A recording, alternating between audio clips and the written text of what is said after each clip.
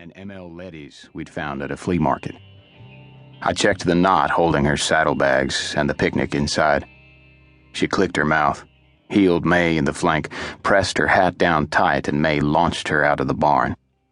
Half laughing, she hollered over her right shoulder, "Last one down brushes them both." I laid the left stirrup across the saddle, adjusted the breast collar, and watched her. Full gallop. Swirling dust in her wake. I'd seen jets on aircraft carriers do much the same thing.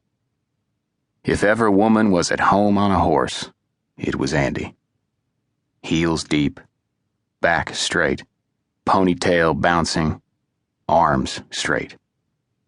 When we first married, she'd done some barrel racing. The insides of her thighs grew so strong from holding on that she could hang upside down on a 55-gallon barrel like a kid on monkey bars. I tried it once and ended up with 3 stitches in the top of my head.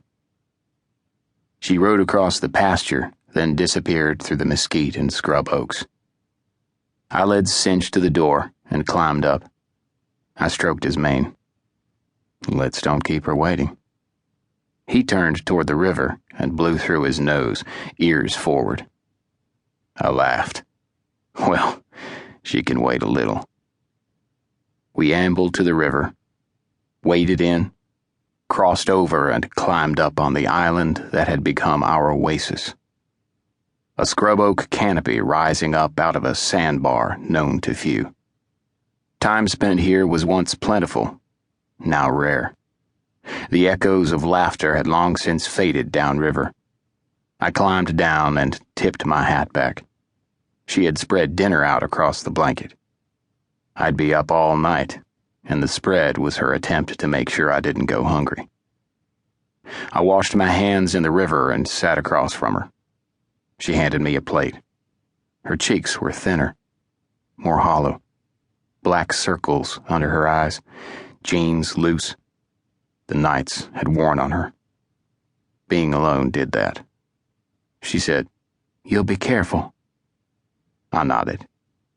The trick was to give her enough detail to satisfy her while not causing more concern, or showing my own. Everyone will be asleep. Most will be drunk or high.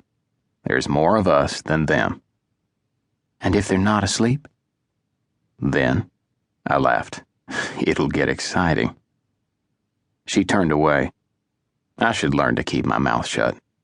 I tried to remind her, this is 4 years in the making.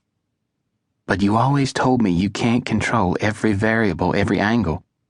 And we feel like we've got most of them. But what about, honey? But, she pushed the food around her plate. Andie. I set down my fork. This is what I do. She nodded, which meant she heard me, but she didn't like it. Maybe all this was unavoidable. Maybe it couldn't be helped.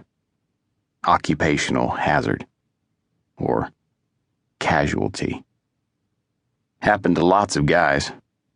I had tried to be a good husband, father. At least that's what I told myself. She turned and swallowed the pill she had told me was a woman's multivitamin prescribed by her doctor. I knew better. It was not. We ate, stepping silently around the elephant on the island. I scooped the cobbler and passed it to her. The silence loud. My pager sounded. A thunderclap. I muted it. She shook her head. You can't do that. 5 minutes later, it thundered again. I read the callback numbers. 60. I had an hour. I gathered the plates, began packing.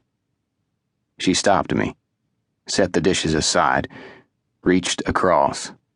The vine-thick vein on her neck pulsed rhythmically. On a blanket beneath a deep Texas sky, she slid off my hat and pulled me to her. Once tender and warm, her love had been an offering shared, a discovery.